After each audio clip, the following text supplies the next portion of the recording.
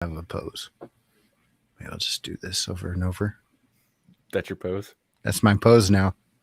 Yes, I'm grabbing. I suppose. I'm grabbing my chin also. Okay. So you guys know. Okay. All right. Welcome to Grawlix Nights, the Grawlix Podcast live show. I'm Randy.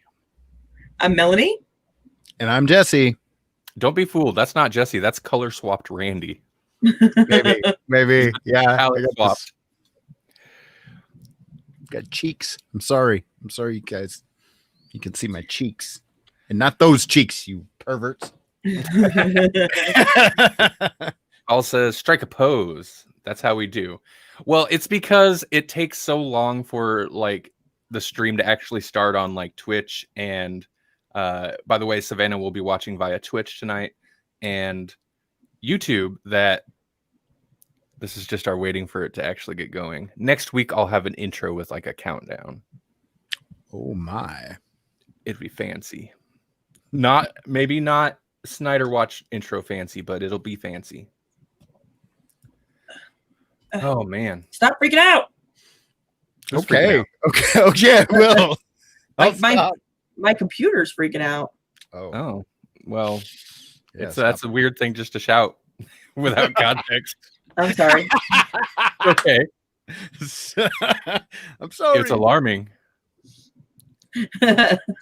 Maybe I'm just having a mental moment, okay? I gotta calm myself down. Oh, okay. That's me before any of these live streams anymore. Stop freaking out. All right. Snyder. You know, when you guys stop complaining, maybe we'll stop covering them.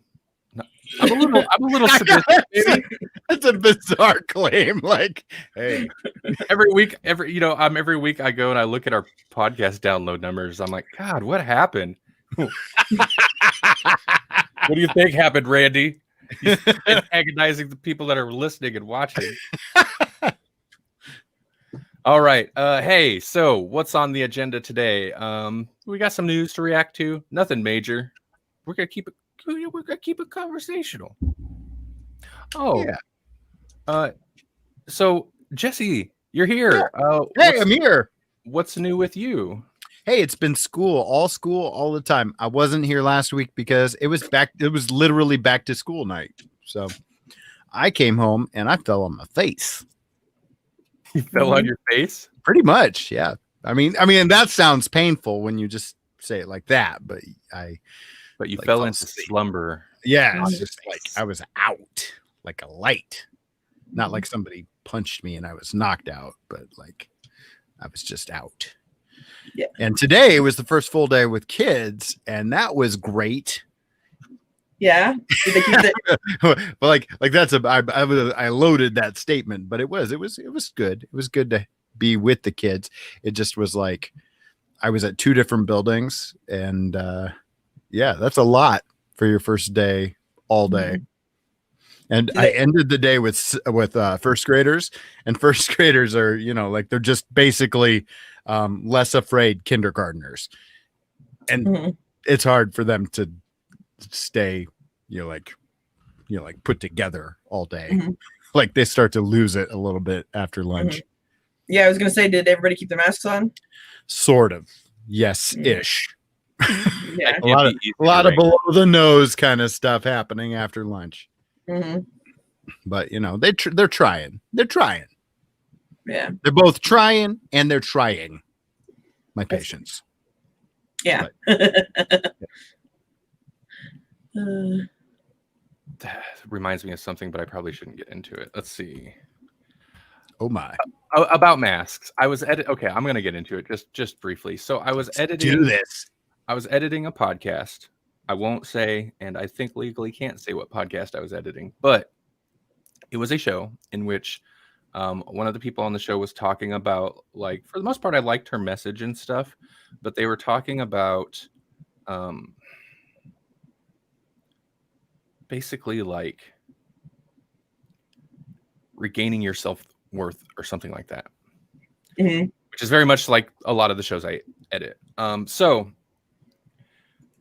But one of the things she was saying is she's like, and when you tell people like you have to wear a mask, it doesn't make me feel safe when you don't wear a mask. You can't tell people that because you're taking away their self-worth or whatever, or something like that.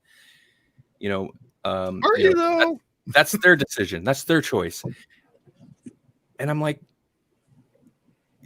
yeah, but I mean, to take it to the extreme, the example that popped in my head is like, yeah, but okay, by that logic, you can't tell somebody to drive a car with brakes. You can't tell somebody not to walk around with a gun loaded with the safety off, pointing at everybody they come by, because that's their choice. You're robbing them of their self-worth or their whatever. Mm-hmm. It's that may seem extreme, but like it's the same type of thing. It's not a matter of like it's your choice. It's a matter of public safety. Yeah. Right. It's like, maybe I don't want to wear bowling shoes. I do want to wear bowling shoes. I want to wear them every day, but that's not the point. My choice to wear bowling shoes. And if I drop this ball that is way too heavy, I mean, they can't be that heavy a pin, can they? Why is the ball so heavy? Is that why bowling shoes are bowling shoes? Because I think so. I think it's to protect your toes. They're not steel toed or anything. Why do we have to wear special shoes? No, it's so they don't scuff up the lanes. That's why. Oh, because they don't have the rubber soles or whatever. Well, they that's have my choice. That's right. But to be honest, with bowling shoes, it feels less safe. It feels more dangerous. It sounds like I'm gonna slip. Yeah, they're so slippery. Yeah. But that's kind of the thing. They don't grip the floor and then mess it up, because that would mess up the balls and somebody score because whatever, they were wearing the wrong shoes. So instead you slip and fall and crack your head, but the lane is good, so it's all good. Hey, you're playing a game where you got to throw this heavy object around. Here, ice shoes. Why is it so heavy? It doesn't have to be. Yeah, why? They just fall right over, right? I love bowling shoes though. I mean, not the bottoms necessarily, but they are so cute. I love bowling shoes. I want all my shoes to look like bowling shoes. Yeah. Just make normal shoes that look like bowling shoes. Yes, and I would buy them. Those. I wear them everywhere. Yeah. Same with skates. I always like skates. I like their design. Give me a pair of skates, and I'll wear them to work. Yeah, I should be able to wear skates to work too. I think everybody should be allowed to wear skates to work, but that's my opinion. Yeah. You get shit done faster. Oh, I'm sorry. It's okay. Movie. Wait, where are we at? 8 minutes. I need to keep a tally. 8 minutes in. I'm gonna lose this sheet anyway. All right. So, what are we talking about today? Okay. Well, this isn't the bowling cast. Paul says, I like wearing Chucks. Yeah. You shouldn't bowl in them. Actually, they'd probably be okay. I don't know.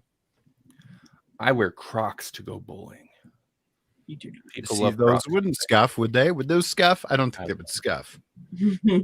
I don't think I've ever worn Crocs. I would wear steel-toed Crocs because that's my choice. I would wear steel-toe boots.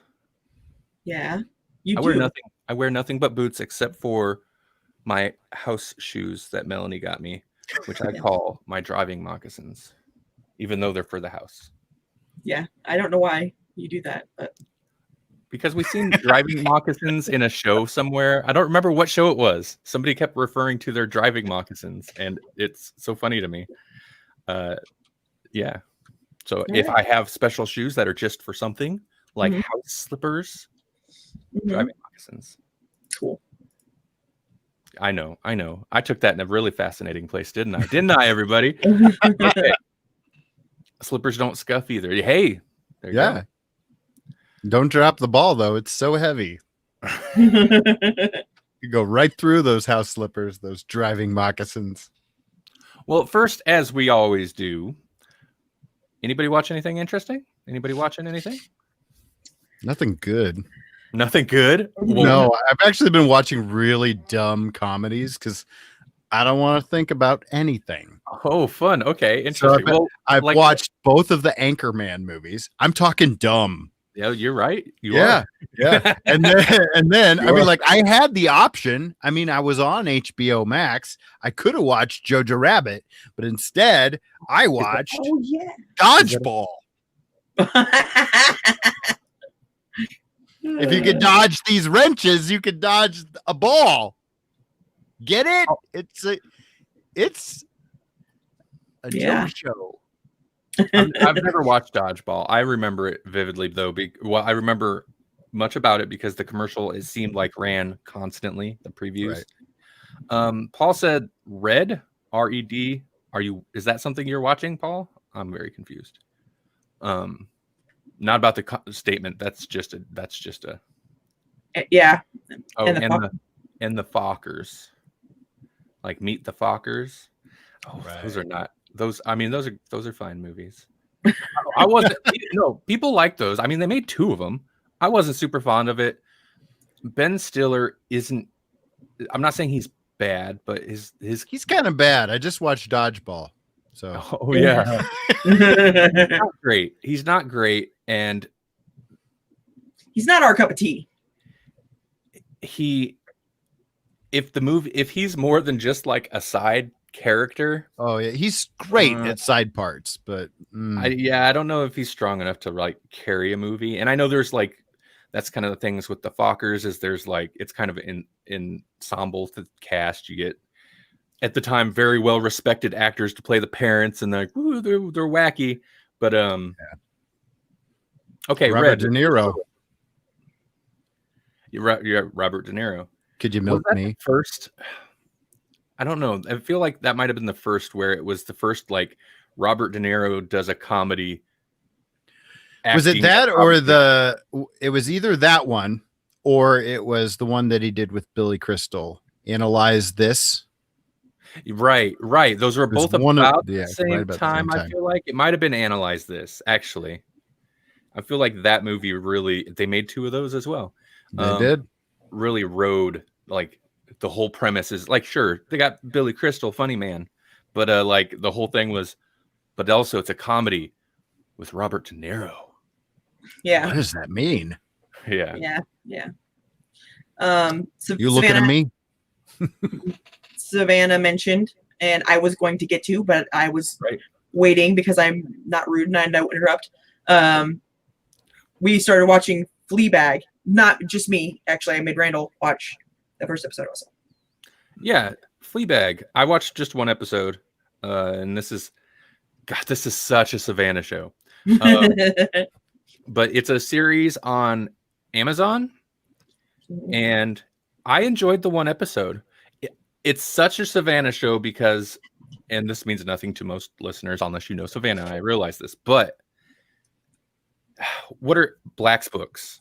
The IT crowd or whatever. Like it's such a Savannah show. It's got to be that kind of dry British comedy, preferably kind of raw in like a little edgy, like edgy, dry British comedy. It's very adult.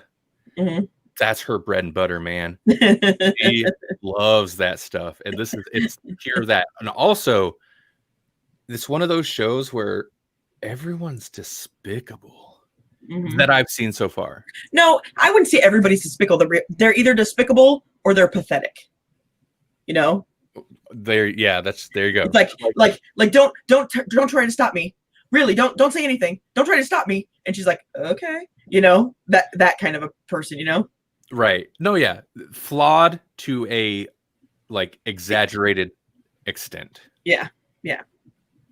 Like It's Always Sunny in Philadelphia kind of thing. I'm gonna say yes, but I'm not honestly. I know people love that show, but like I'm not super familiar. Something about it turned me off a little bit. Right. Maybe I just didn't like make the attempt. It's very formulaic, you know. Like I liked it, but I don't know that I could keep going. Like I watched maybe 2 seasons of it, and I was like, I kind of get it. It's funny, but I'm kind of good. Kind of like The Office. Like, people like The Office. Some people watched it all the way to the end. I'm like, Why would you bother past Steve Carell? I don't know. And Right. I didn't even get that far, but why would Man, you? when we were living, I mean, we lived there for a long time, that apartment in Omaha, and I still had cable.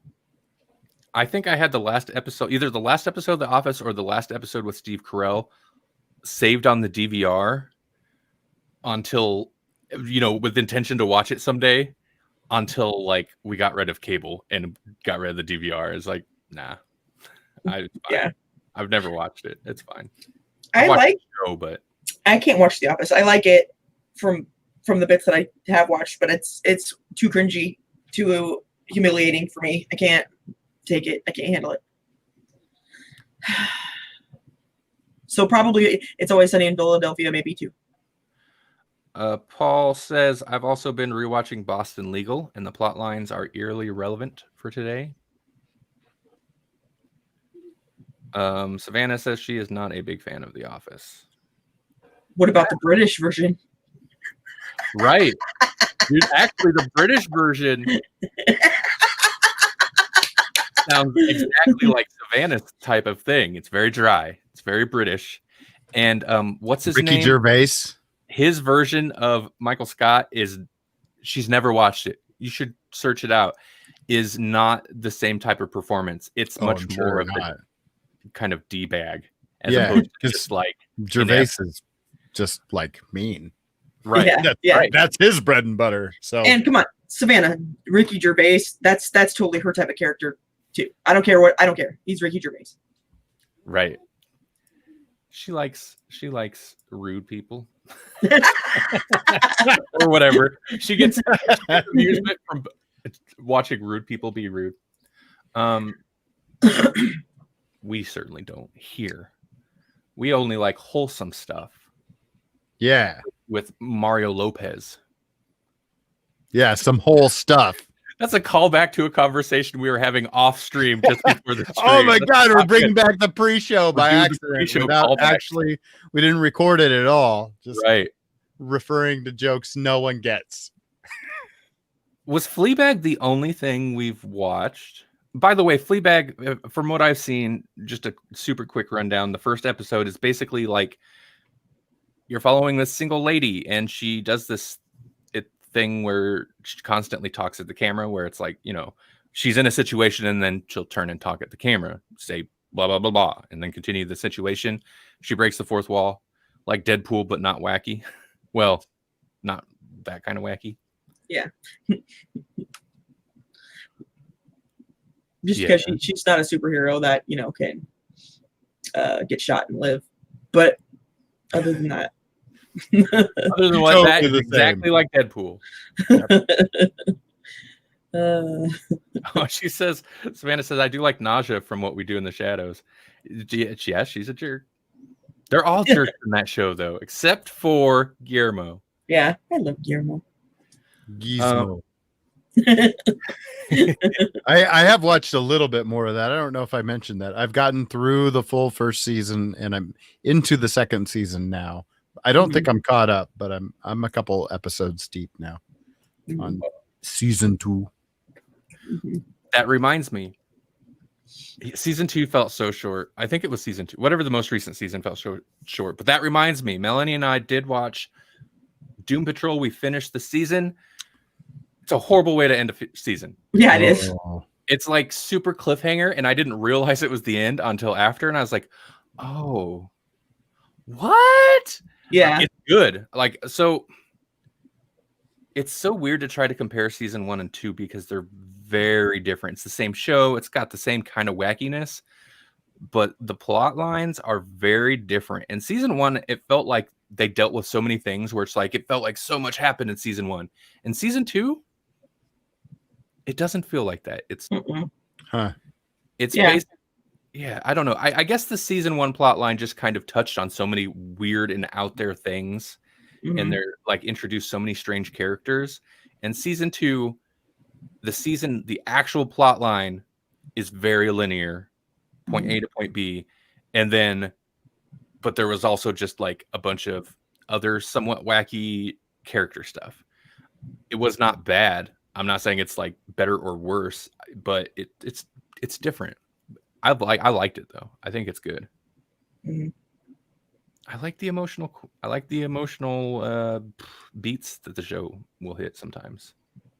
I know Yeah. you guys talked about it already last week, but I did start season 2 of Umbrella Academy. So Yeah. I'm not all the way through yet, but I think I'm to, I don't know how to describe it.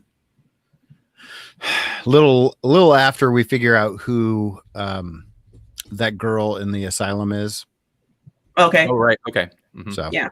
I'm getting there. So we've come in contact with Dad What do just you, a little bit. and less so with Umbrella Academy, but that's kind of got the similar thing with season 2 where I felt like the plot was more focused.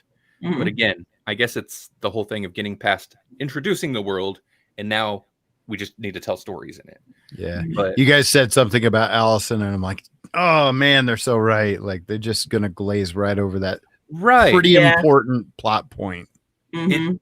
and I don't think it's a spoiler to say like it doesn't really change the rest of the season. She doesn't.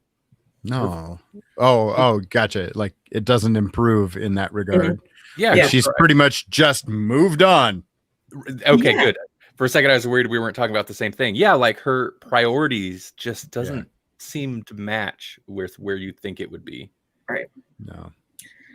I do like her storyline though in this. I Oh like it man, quite a bit. just the bits that I've seen, I'm like, oh my god, how could you resist using Yeah. your powers for 2 years or whatever it was? Yeah. No kidding. It touches on you know, Civil rights movement. yeah, civil rights movement. Well, because it takes place in Dallas in the 60s. Mhm. Right. And it doesn't feel forced because it's like, well, yeah. I appreciate so shows are becoming more diverse and inclusive because I find myself more and more watching a show that has to do with time travel where characters end up in basically you could argue any time in the US or other countries, but they end up in the past where I'm like, oh, Mm-hmm. I wouldn't necessarily want to be them in that time period. Yeah. Right. But shows are actually addressing that now. That's actually Yeah. very relevant Mhm. as opposed to either like there just aren't non-white people in the cast or they just gloss over it. Yeah. Like nobody minds if you Like the master in World War II, Nazi Germany. He Yeah, has a perception filter. Mhm. Right. Of all the shows to like really kind of fumble it when they were Mhm. trying to like nail it on the head so hard. Yeah, anyway. Sip. Did you just say sip? Are you trying to create slang? We're the wrong show to do that. I don't know. I mean, it won't be cool if we do it, but we could Quit still trying to make fetch cool. It's not going to be cool. I just did a Mean Girls reference on the Grawlix Nights. Yep. Sorry. That's all right. We forgive you. Oh my goodness. Well, you better. You tried to make sip happen. Well, in my mind, and maybe she didn't say sip, but in my mind, she said sip and then took a drink of something. I hope that's what happened. Sip? That's not what happened. I was trying to say, so what's up? But I was stretching and it like just hit me wrong. And I was like, Sip. Oh, I love it, actually. Actually, we could make that happen Sip. with sip. All right. Well, I don't think there's anything else. I haven't been watching a whole lot, so I think that's pretty much it for what I've got anyway. I don't even remember what I watched, but I watched some episodes of different crap shows on Netflix, and I wasn't super like into any of them. Oh, I haven't watched the first one yet, but I found this one also in the pseudo bargain bin. So yeah. Oh, now I got them both. You got them both. Double feature. Man, Yeah. I love those movies so much. I don't know for the audio only listeners. I just held up Happy Death Day 2. I don't know if it's necessarily the kind of movie they're necessarily the kind of movies I could rewatch multiple times, but seeing that cover, I want to watch them both again right now. So maybe. When I stop watching dumb stuff like Dodgeball and Anchorman, I can watch some actually good shows. That'll be good. Yeah. I'm excited to use my free time correctly. I'm glad you reminded me Jojo Rabbit is on HBO Max. Yeah, because I need to watch that. And I was like, I should really watch that instead, but I've never really watched Dodgeball, but I know half of the bits, so I just want to fill in the blanks, and I don't know why. Right. You know what? Sorry, I know this is kind of off topic, but what is that show called with the puppets by Matt and Trey Parker or whatever? This the Team America one. Yes. I want to watch what that. Is that? I know it's stupid, but I want to watch it because I was like, haha, I want to watch that when it came out. I've sat down to watch that movie like 4 times, and every single time I've fallen asleep. Yeah, I don't know if it's really good though. I mean, like, there's bits that are super hilarious, and then the rest of it's dumb. But I need to force myself through it someday. I don't know. I think it's called Team America. I think that's what it's called. Mm-hmm. Team America World Police? Yeah. Oh, there you go. Yep. Yeah. Yep. Yeah, that wouldn't get made now. No. I heard something following that train of thought, but still off topic. I don't know what show I was watching or what podcast this was, but I heard people talking about something that was interesting that I hadn't really thought about, where kind of the world dynamics have changed in a way that impacts Hollywood quite a bit. For example, like, I think the main thing they were talking about, I think it was on Funhouse, but they were talking about how the movie studios are having trouble. They don't have a default just like villain, because in action movies specifically, because it'd be like, oh, whatever, so long as they were like a certain kind of brown, right? But it was like people from this country, or it was Russians, or it was the Russians, or it was Chinese, or it was the Koreans, North Koreans, I'm assuming. Right. And either those countries are currently now like in a very iffy state, so we don't want to like we want to play nice, or they hacked the movie studios and leaked all their emails, or they own the president, or own the president, or are funding too much, like 50% of the movie they're making. So like, right. It's one of those things. And I mean, it's not like it's not a real problem, but it's an interesting, like, just evolution of, I guess, more the movie studios, but like kind of the world dynamic. And I mean, the simple solution is like, well, maybe have a villain that's not just evil foreigner, but yeah, actually write good villains. I mean, I don't know, Thanos. It's funny. That's the go-to that they went to with on that. Oh, of course it is, because they spent the time to write the character. So they don't even have to be like purple aliens, superheroes though. They could be like, Captain Planet, and be like, these evil corporations are dumping, poison into the drinking water. Except those evil corporations are making the movie. Yeah, they own they own the studios. Plus, what is this? The 90s, when all the movie villains were like, loggers,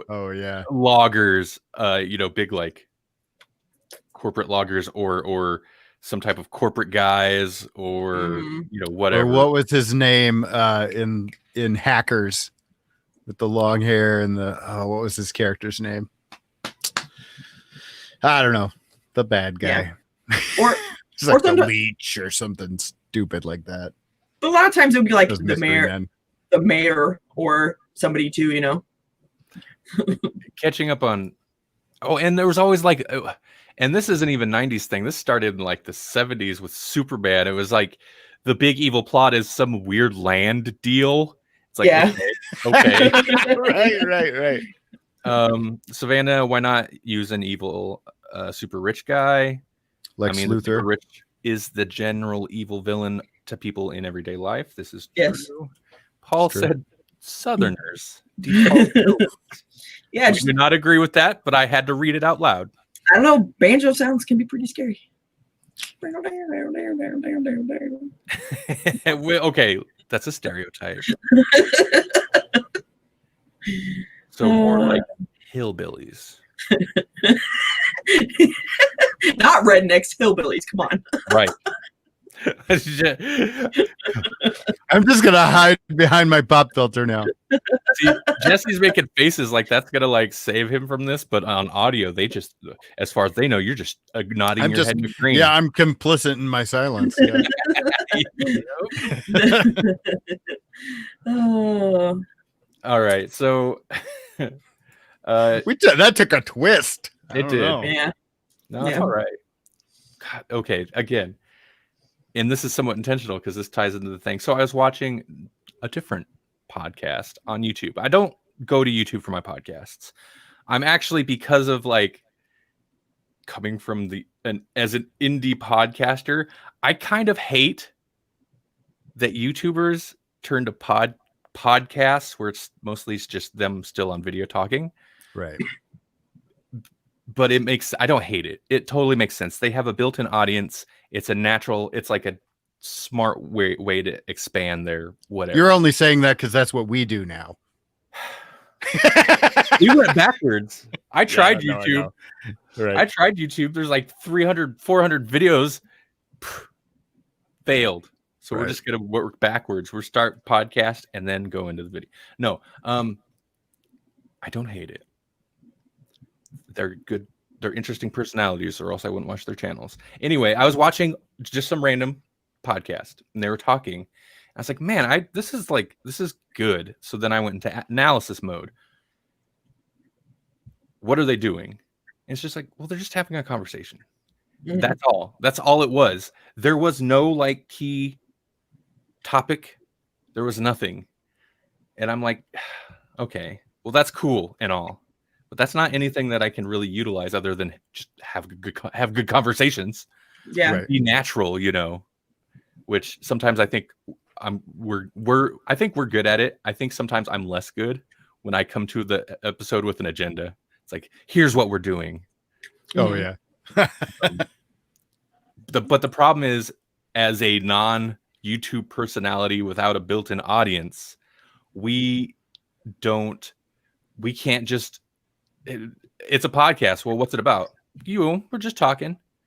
Right. Yeah. Hey, that's a real strong pitch right there. That's the fastest way to lose anybody who's got interest in your podcast. So our pitch for tonight is like, what's the show about? Well, we talked about what we watched on television, and then we talked about who's a good bad guy, and whatever. I mean, that's why I got to loop in, like, when we did the comic book stuff, which we will return to. Here's the premise, or GCU. Here's the concept, or Grawlix Nights. It's movie news. Yeah. But then they're going to tune in and be like, yeah, but what's this 30 minutes of just meandering talk? They talked for 10 minutes about shows Savannah likes. Who's Savannah? Who's Savannah? Every episode they're talking to Savannah and Paul. Who the F? Those are national treasures, and don't you say a sour word about them. That's right. They watch our show. You leave that to us. That's right. Anyone's going to alienate them, it's us. we try to do every day. Oh gosh. I think they're beyond it. They're beyond alienation. Alienation. That's a show. That was a show. I like that show. I did too. Who was the bad guy in that show? I don't recall. Racists. It was racist, yeah, basically. Yeah, people who didn't get down with the fact that aliens just live here now. Yeah. It was I mean, it's one of those things where it's such an obvious, that's the commentary, but like, it's good. That's what sci-fi is for, man. That's why when people are like, well, so much, social justice in my sci-fi, it's like, man, that's what sci-fi is for. Like, good sci-fi like that, has good commentary. It's not always handled well. Right.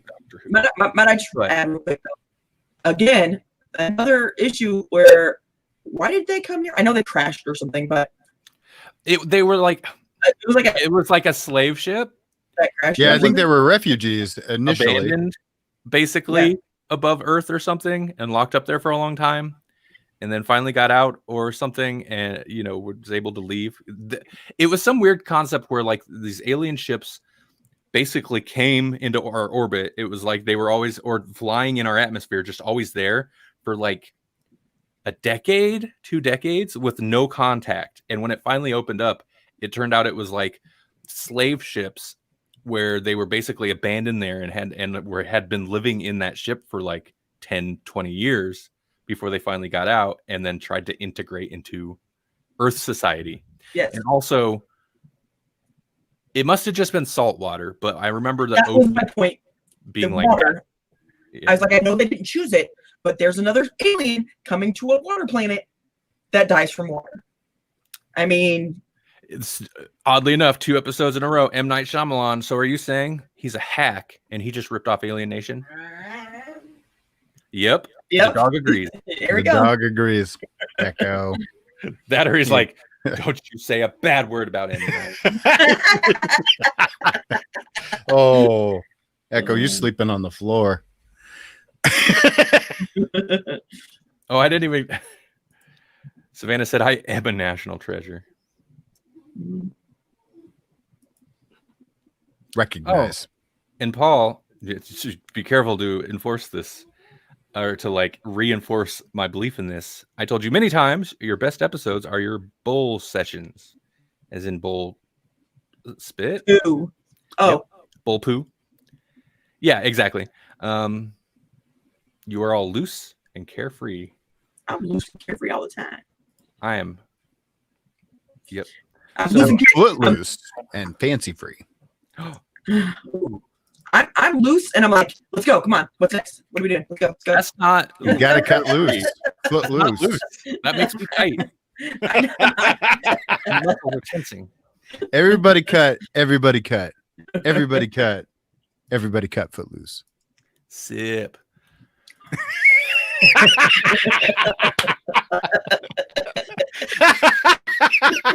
Yep. What's your show about? Ooh. What do you think? You're some kind of Seinfeld or something?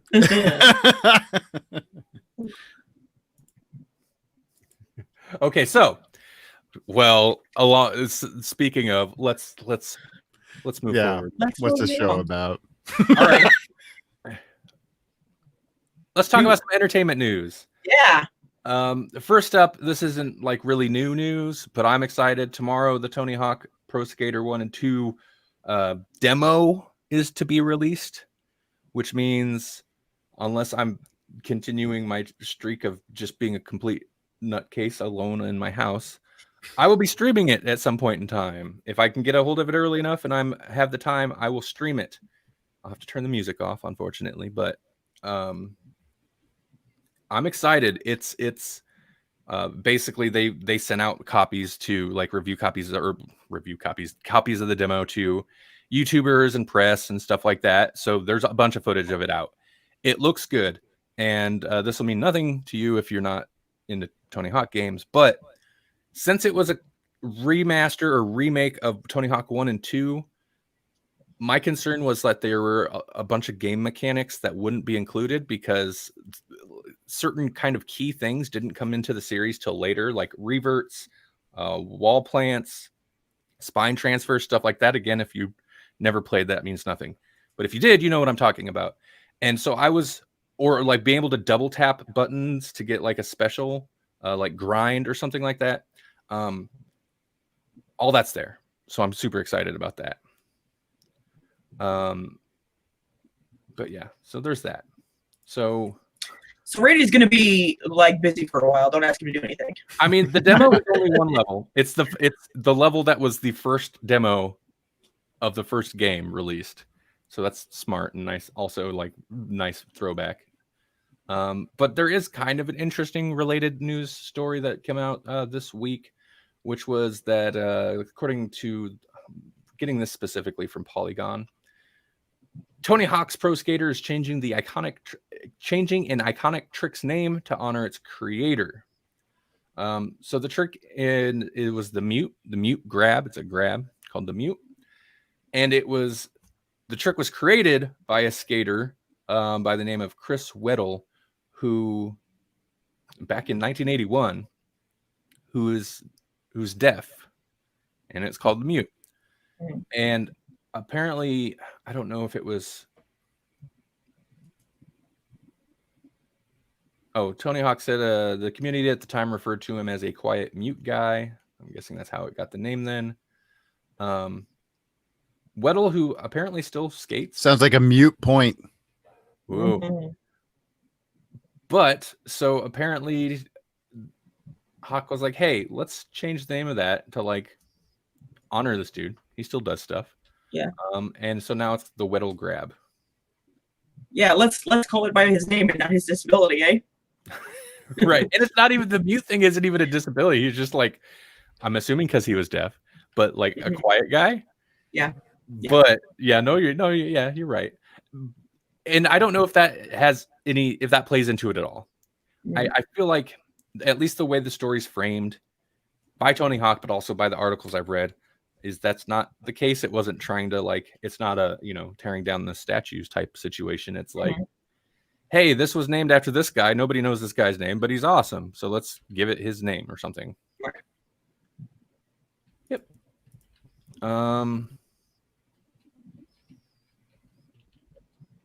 Okay, I'm not sure. Okay, Paul says Hawk credits the success of the game to his fame. He said more or less without the games.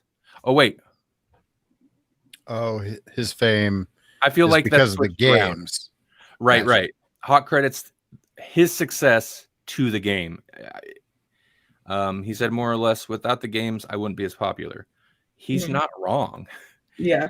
I mean, like Tony He Hawk was popular in certain circles, but this put him on the. He's like a household name after that. Yeah, everybody knows Tony Hawk, exactly. And like, he might like have been huge in certain circles, the skate circle. But man, Tony Hawk Pro Skater was a massive game, and Tony Hawk that's in the title. So you know how many skaters I know? Tony Hawk, and what was it? Weddle. The guy I just said. Yeah, that's it now. And Bam McCara because he was on that Jack A show. Oh yeah, I forgot about Jack that. A.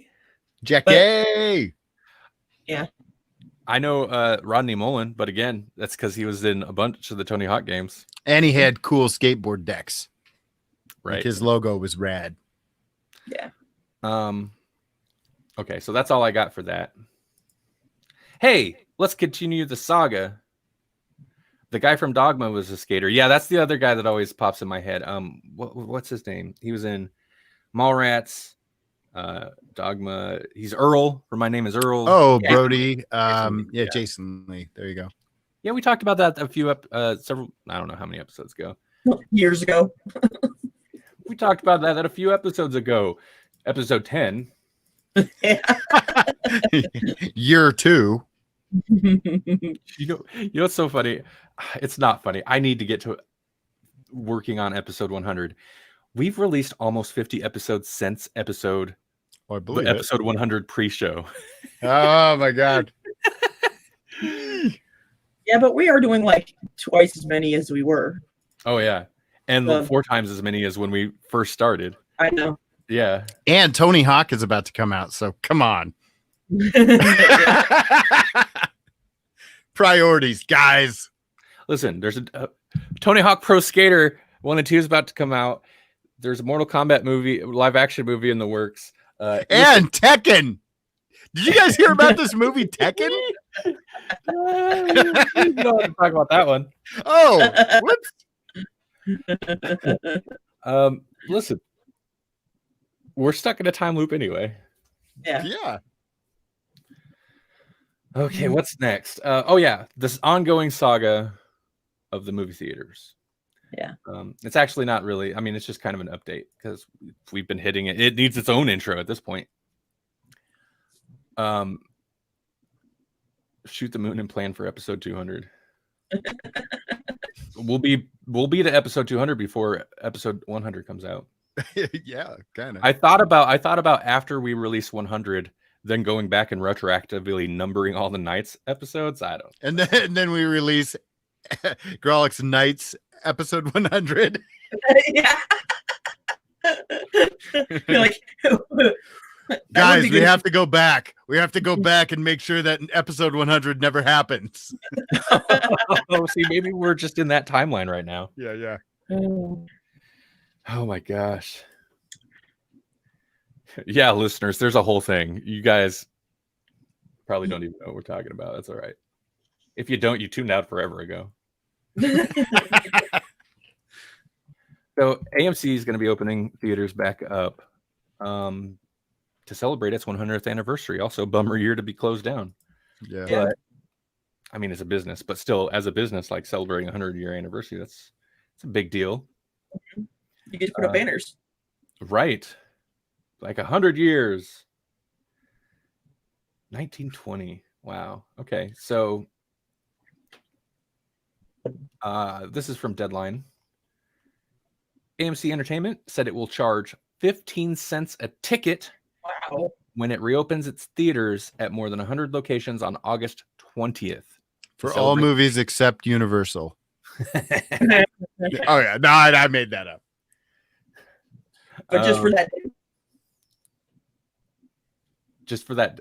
Yeah, it's going to be, let's see, quotes for a, quote, centennial celebration. All AMC US theaters, theater locations that open on August 20th will offer all available seats for all movies that day for the 1920s admission price of 15 cents each, while offered on all available seats.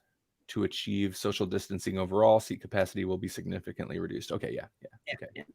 End quote. Except, before all the okay. He didn't say that. I might slap on a couple extra masks and do that for 15 cents. Man, that's 15 cents. That's a deal. And you know what? Can't pass up a deal. Okay, so was it not last episode? Maybe in a recent episode 10. I had said, I was like, yeah, I'm not going to theaters this year. Like, I'm just not going to mess with it. Yesterday, I was in town yesterday, Melanie. Just for a brief moment. You know how I do. I do. You run. I went to a vape shop, and as I was leaving, right across the way is the theater that we always go to. And I was looking at it, and it's not totally empty parking lot, but I was like, man, I do kind of want to go to the movie theaters. I want to go over there. I want to go in there. I want to go watch a movie. So here's the thing. If the theater's empty, I'll go to a movie. If there's no one in there, that's fine. But there's no guarantee that that's going to happen, so I probably won't. But I do want to go. I do miss the theater a little bit. Yeah. 15 cents, baby. 15 cents. Come on. That's pretty awesome. I would love to see Bill and Ted in theater. Yeah. I saw Hogan's Journey in theater. I wish I had seen Excellent Adventure in theater. Yeah. Yeah. I don't remember. I might have. So, go ahead. Sorry. I was just going to say, apparently about two-thirds of its 600 plus US theaters will be open by September 3rd. The rest are awaiting authorization by state and local officials. Man, again, I don't know. I just said I want to go to the theater, but now that I think about it. Well, as soon as you start saying state and local officials, then you start thinking about the state of things, the really realness of everything. Other promotions after August 20th include, well, these are things that they kind of always do, but include bringing back titles like Inception. Man, Inception, you know what, don't go to the theaters, but that was a great movie to see in the theater. Sure. Black Panther, Back to the Future, Ghostbusters, Grease, Star Wars Episode 5. Okay, it's a weird one. I mean, it's Empire. It's Empire. So yeah, it's weird that they just pick one, but I guess if you're just gonna pick one, that's a good one. It's Empire. Yeah. For $5 and offering an array of $5 food and beverage combos. Okay. Let's see. I don't know at what point Paul had said this, but it's a ploy just to get people to come to the theaters again. I mean, Oh, for sure. yeah, it's a nice that they can tie it into this 100-year celebration thing. Right. But yeah, of course it is. But you know what? You know what else is every 100 years? A pandemic. Man, because it's the freaking 20s. The 20s is never good. Just skip the 20s. We should have went to 2030. There's a reason they were roaring. Yep. Lions. Still haven't seen a single flapper. Or a lion. Because the zoo's been closed. Right. Oh, that reminds me. I posted it on Facebook, but I never knew this, but the zoo takes tree limb donations, so that they can feed leaves to the animals. Interesting. Huh. Yeah, because if they don't get donated, then they have to buy them, and they spend a lot of money, I guess, on green leafy tree limbs throughout the year. So yeah. Yep. And I went who's going around just like, I've got a bunch of big leafy tree limbs for people to buy, There's a massive tree branch sitting in my front yard. I live in an apartment complex, by the way, people, if you're wondering, like, well, you should take care of that. That's not why I live in an apartment. Nope. I don't mow. I don't do none of that because it's an apartment. Anyway, I also don't sleep very well because I can hear people walking above me, but it's an apartment. What are you going to do? Right. Real quick, I don't know why. I just want to get to this now. We're getting late into the show, and I know people are demanding this. I can't wait too late to get to this segment. I think that's fair. Right. So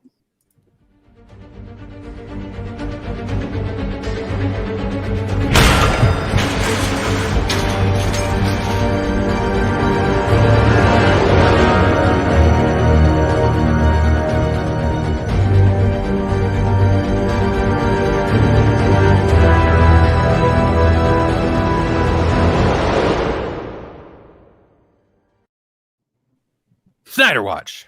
I kind of want you to throw Superman in there, and then take Snyder's facial hair off poorly.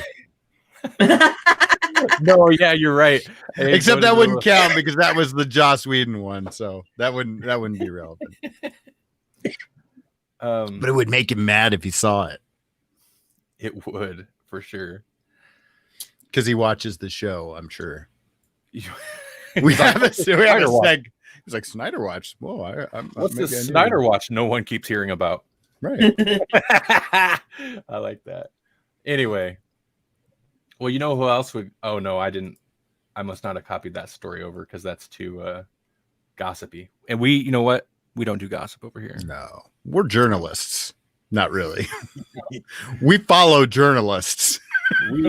Yeah. We have opinions. That's what it is.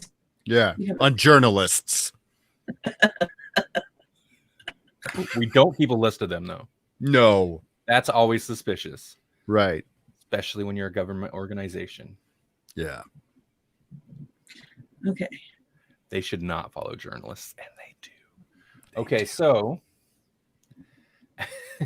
okay, here's the first thing.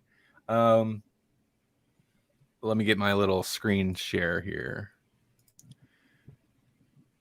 I'll be honest, it's pretty light this week. It's pretty light. The bit of news I scrapped, the first thing I found, I was like, is this it? It wasn't even really Snyder related. It was about someday I'm going to remember his name. The cyborg actor guy has been basically like, trolling people. He's just like, I feel like he had an NDA or something. He did. He was talking about it. Like, that's why he couldn't really say anything. It must have ran up, and he decided, I'm telling on everybody, because Jeff Johns, apparently he's complaining about Jeff Johns. He had basically had his grievances with Joss Whedon and working conditions, and he tried to take it up the chain. And Jeff Johns apparently was like, I don't care, get back to work, and threatened his job, is what he's saying. Basically. I'm totally right. So, like, I don't know. This guy, he's on the warpath. He's just like, I'm gonna tell Did everybody. Did they pull the Cyborg movie? Is that it? He's got nothing to lose, so he's Dude, like, maybe listen, that's what it is. Maybe he's that's making what it is. himself relevant. You know. I feel like, and maybe it's a thing where he's like, maybe he's just mad, or maybe he's like, it's wrong, and they're gonna keep doing it unless somebody says something, which I get. That's good. Yeah. I feel like he's not doing a good thing for his career, though. But then again, like if he knows that and he's not just being like, I don't know, a nutbag about all this. I'm not saying I don't believe what he's saying. What I mean is, like, if he's not, I don't know, it's weird to take drama so public, but if it's not just kind of blowing stuff out of proportion, like, good on him for saying screw the career. This is what, people need to know. I like that. I feel like I put my foot in my mouth. Okay. This is Zack Snyder. He's working with Stefan down at CO3. I don't know what that is. It must be a studio. Getting ready for DC Fandom. And there's some type of I don't know, Justice League image here and here. And there's it's either that or people on white Segways. Right. I don't know what's happening there. It's hard to tell what's happening. Also, I'm assuming he's cutting together a teaser or something. Look at that layout, though. I mean, if they're gonna be on white Segways, this is gonna suck. Yeah. It's the Justice Segways. Yeah, I had nothing. I was trying. I mean, that's it. Like, I feel like there's nothing really, like.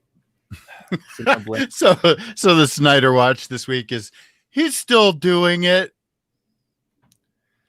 Yeah, it's still happening, and he's gonna cut together something for the DC Fandom. Yeah, and it won't have a single shred of Whedon. So he's not going to have that. It looks like a full Snyder Cut trailer will be arriving shortly. Okay, that's it. That was the other story I wanted to cover. I don't know if I don't think I looked this article up. Let me find this again. Somewhat related to that. Savannah says, you guys should know I'll probably boycott anything Snyder now. That's fine. That's fine, man. I mean, if that's our shadow agenda, then we didn't say that. You said that, but I didn't. What? I was like, what? Sip. I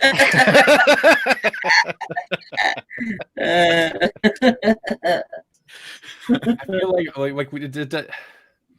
It doesn't need to be said ever, but I'll say it, like, for anybody new. This segment was born out of us just me not particularly being a fan of a lot of his movies, and us just being tired of hearing about the Snyder Cut. Right. And and then the world flipped upside down again because it's 2020, and they're like, and HBO, Warner Brothers was like, you know what, Snyder Cut, it's happening. We're giving him $30 million to shoot what he needs to shoot now, because, and I'm just like, what is this world? What happened? So, you know what? I can either embrace this or let it drive me mad. So I think at least for me, I don't know about for you guys. I know Melanie's not thrilled about any of this, but I feel like we took a minor irritation and then turned it into a joy. Yeah.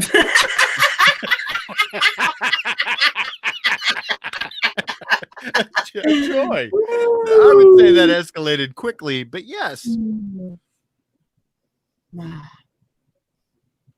Well, Paul, I didn't even know about that story, and no breath wasted on Snyder is wasted breath.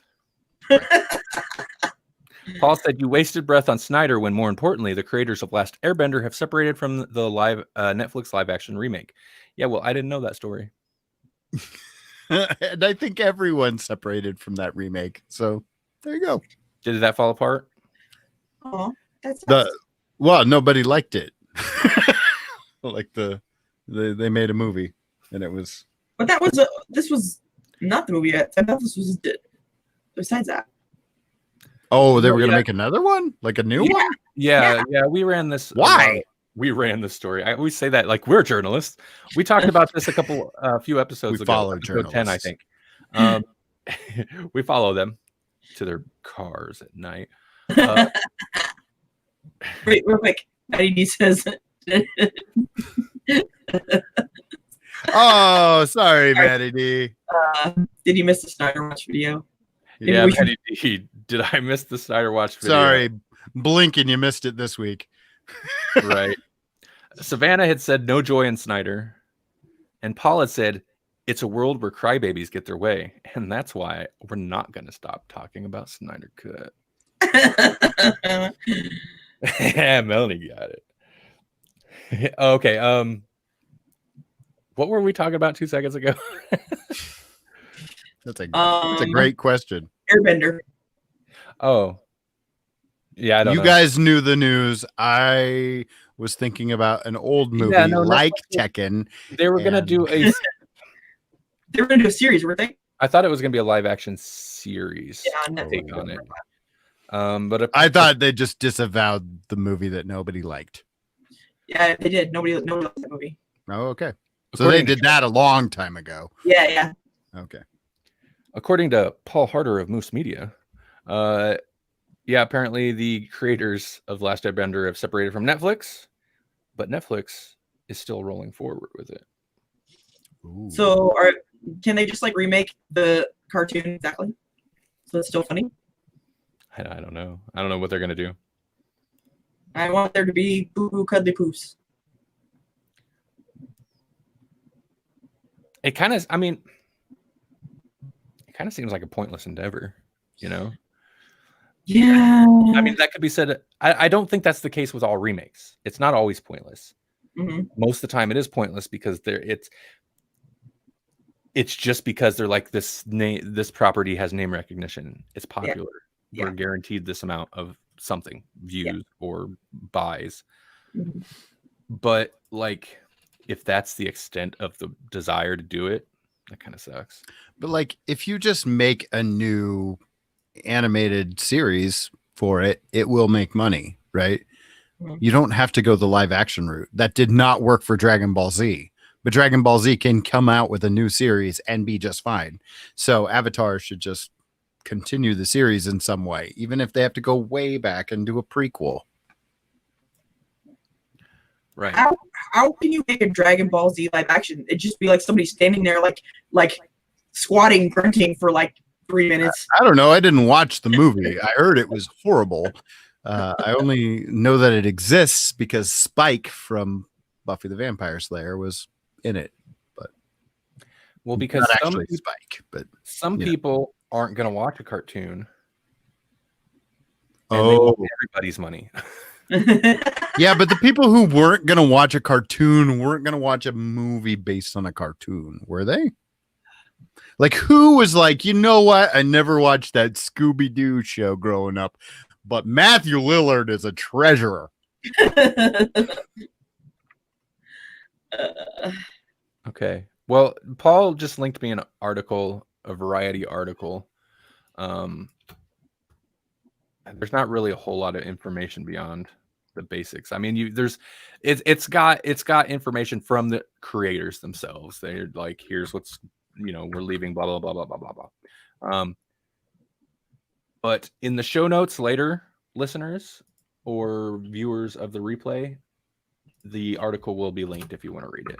It'll be in our show notes on grawlixpodcast.com. Yeah. Grawlix.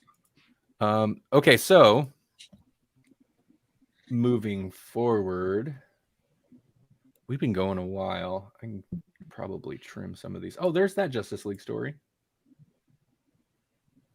Yeah, he says DC boss Jeff Johns threatened his career. Quote, and this is, I don't know who he had told this to. Oh, on Twitter, of course, because that's where news happens. That's where news happens. And I want to get this actor's name right. Where is it at? Ray Fisher. God, that's such a like. It's an easy name. Yeah, it's an easy name. You can't even mispronounce it. But he was Cyborg, and he said, quote, during the LA reshoots for Justice League, Jeff Johns summoned me to his office to belittle and admonish my and my agents' attempts to take grievances up the proper chain of command. He then made a thinly veiled threat to my career. This behavior cannot continue, end quote. Okay, well, there's his like. So rather than take it up the chain of command, he went to Twitter. But he waited till the non-disclosure agreement, I'm guessing, lapsed, and then went to Twitter. But this behavior cannot continue. Like, there's his motivation, so that's cool, right? Because this is definitely that type. I mean, I don't think most people would see this and be like, screw that guy's career. But I think a lot of studios are like, oh, this is going to be trouble for me at some point, or for us, somebody in some way. Like, this person talks a lot. Yeah, and they want things like good working conditions. We can't have that. Still, like, that doesn't make Jeff Johns sound like a cuddly human being either. Like, I always kind of liked Jeff Johns' work on different properties. I always saw his name on books and thought, oh, this will be good. Like, I liked his JSA run. I liked his run on The Flash. But here is the story I've been trying to actually find for like 10 minutes now. Paul says, yeah, well, COVID threatened everyone's career. I mean, maybe that's it. He's just like, screw it. DC Comics, DC Universe hit by major layoffs. This is from a few days ago.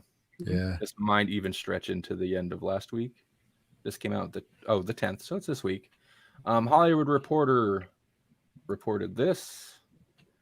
But yeah, so there were a bunch of Warner Media layoffs, but here's the thing with it. Roughly 1/3 of DC's editorial ranks are being laid off, according to sources, says Hollywood Reporter.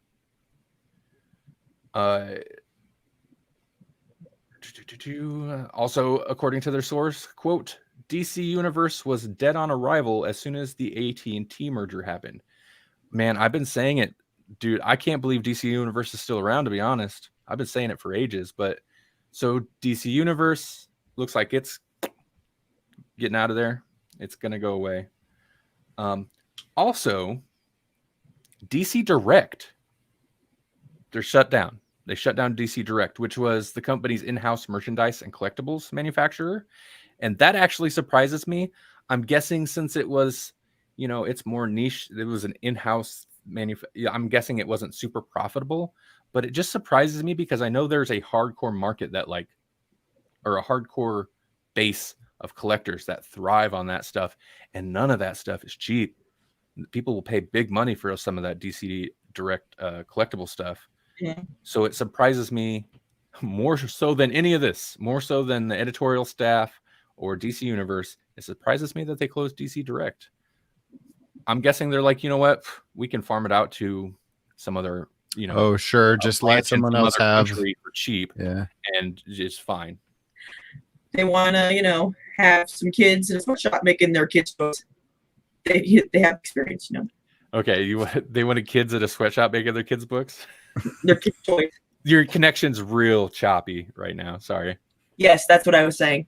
Okay. Why pay for somebody here to do it when they can,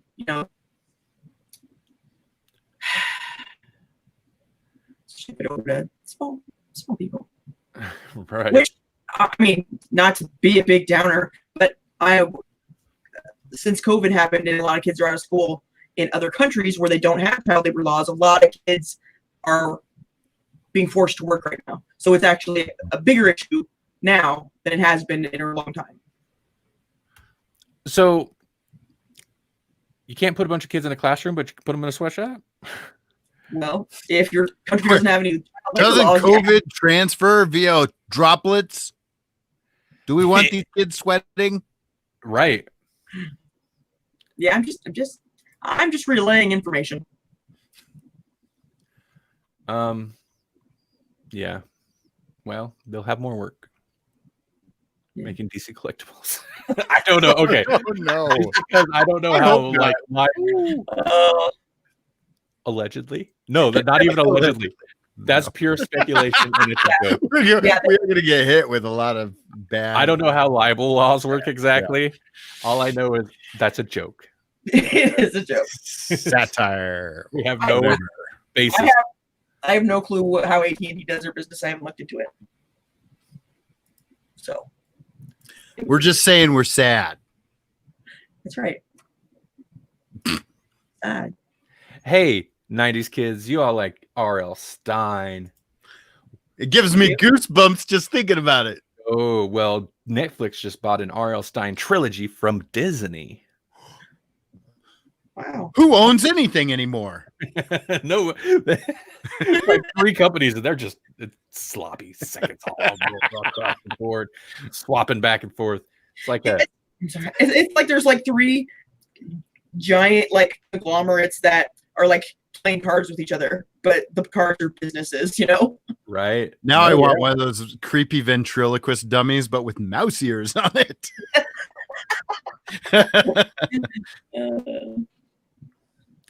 Okay, so this article I'm reading from Cinema Blend. Oh, but you know what? Clicking through to Deadline, they reported on it first. And it's exclusive. This is also from a couple days ago. Netflix eyes, let's see. They got the R.L. Stine Fear Street movie trilogy from Disney. Ooh. I don't know what that means. They made movies. They made Goosebumps movies, and it's a trilogy, and now they have it. But are they? Okay, I feel like they're not. Okay, it is Fear Street in my Crazy confusion Town. was, did they buy the rights to stream movies, or did they buy the rights to make movies? Here's what it is. So, sources tell Deadline that Netflix just closed a deal with Disney to acquire a trilogy of interconnected Fear Street films adapted from R.L. Stine's best-selling book series. Director, is it Lee Janik, has wrapped all 3 films, and the early plan is to run them a month apart next summer. So they're new movies that have been shot, not released yet, that apparently Disney owns, and they're going to farm out to Netflix. That's weird. That is weird.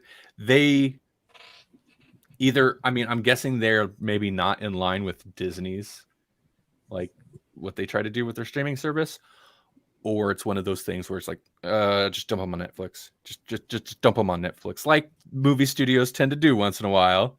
Mm-hmm. Like that. And on the plus side, they'll just have Sporky answer some questions. That's a show. Sporky from Toy Story 4. Oh, I haven't watched it. I know people loved it, or was it 3 they loved? I don't know. They loved all of it. They love all of it. Everyone surpassed the one before or something like that. Unless it's a Cars movie. Yeah, but you know, there's Cars, and then after that, it just gets ridiculous because what are the like planes and trains and auto? You know, Yeah.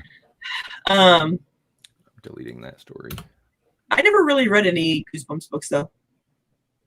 I remember them being everywhere. I might have even had a couple of them in the house somewhere, but I don't think I ever read them. Yeah, I don't recall if I did. I read Scary Stories to Tell in the Dark though. Is that out yet? Yeah, I believe so. Yeah, that's been out for a while, right? Out for a while. I can't pay attention to anything. Including our show, because all the time. I'm pretty sure we've talked about it, yeah. We'll mention a news item that we've covered before, and you're like, really? Wait, when did that happen? We talked about it last week. Maybe you know me though. I'll tell you something, and then you'll tell me, and I'm like, really? And you're like, you're the one who told me, and I'm like, oh, okay, well.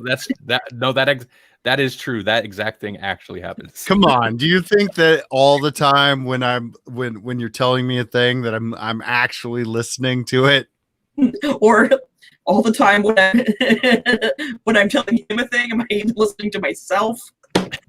She doesn't listen to anybody, including herself.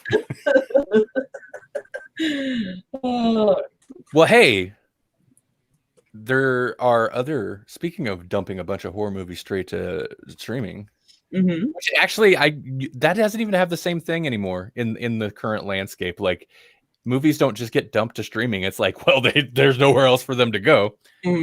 Anyway, Cinema Blend, which I feel like I've mentioned a bunch, but then always go to wherever they got their story, which is usually Deadline. Right. Yeah. I mean, well, listen, there's only so many of these sources. We don't have our own sources, okay? It's usually Deadline or Variety. Paul is our source. Any story Paul let's be real. Way, yeah. Any story Paul sends my way, I'm going to be like, according to our sources. Who's your source? Paul, he found it on comicbook.com. No, I mean, there's nothing wrong with comicbook.com. No. Like, looking for reputable sources, when you trace it back to comicbook.com. We got this covered.com says. Right. Freedom, Patriot, Truth, Battler.info. Oh, that's a different kind of story. Never mind. Something else. Okay, so wait. New Blumhouse horror movies will be heading straight to streaming? ? Was the headline. Oh, wow. I like where this is going. Journalism. Oh, where, you know what? I'll just start reading. We're all getting used to watching our movies on streaming services now with the theaters closed, but one studio has just announced a major investment in streaming platforms. You can make anything sound stupid if you just read it like you're doing a comedy movie trailer. Right. Anyway, so Blumhouse will be releasing 8 films on Amazon Video. 4 of them will be released in October. That reminds me, we need to talk about something before the end of this episode. And 4 more set to debut in 2021. They'll be released under the title of Welcome to the Blumhouse. Now, they'll be presented as... That's such a bad tagline. It's not good. They'll be presented as a anthology series, but like none of them really are connected. That reminds me of when, I don't remember what that company was, but they do like they'd release them on DVDs, but like 8 movies to whatever scare you the crap out of your pants. Something was it something mill or something like sci-fi 40 movies or something. No, not okay. Quite that low rent, but it was usually like some of them weren't bad, some of them were mediocre, but it was usually like, I feel like they're probably just like this company picked up a bunch of lower budget, or maybe they produced them lower budget horror movies that aren't bad, but they're definitely more straight to video. And then just like, instead of just Full releasing Moon. this and this, right. And they're just like, excuse me. And they're just like, releases. This is one of the 8 dark drive-in movies, or I don't remember what the titles were. And so it was like I think it was more of a marketing thing, like as opposed to just a one-off horror movie nobody heard about. It's a one-off horror movie nobody heard about, but it's a part of the series, and the other movies weren't bad, so let's grab that up, is what that reminds me of. Okay. You don't have to know. It's fine. Somebody knows. They're not listening, unfortunately, but somebody knows what I'm talking about. We got Paul already improved on their tagline. How about Blumhouse of Horror? Right. Already better.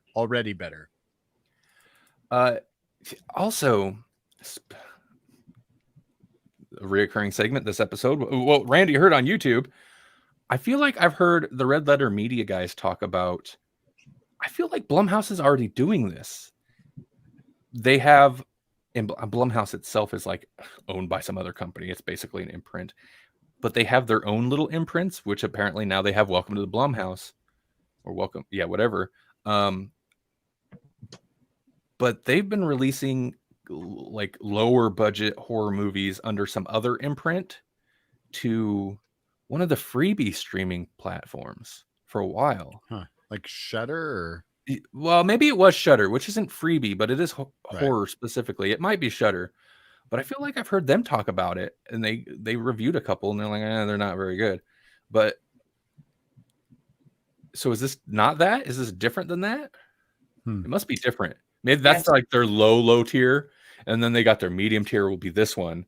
And then their, I guess, high tier would be just Blumhouse, right? Like, I don't know. Yeah. Or maybe they're just like, you know what? We can't put any movies out, and our movies without theater releases are just crap. So we need to like hype up, you know, the name so that people watch our stuff. So let's tell everybody that we're coming out with, you know, streaming that we started doing 2 years ago. What do we own? Oh, okay. Grab that one. That one's okay. Welcome to the Blumhouse. Here you go. New imprint, Blumhouse. I have like when I hear Blumhouse, like I'm so conflicted because on the one hand, like if you look at what they do, like the overall, there's a lot of kind of middling movies that they've released.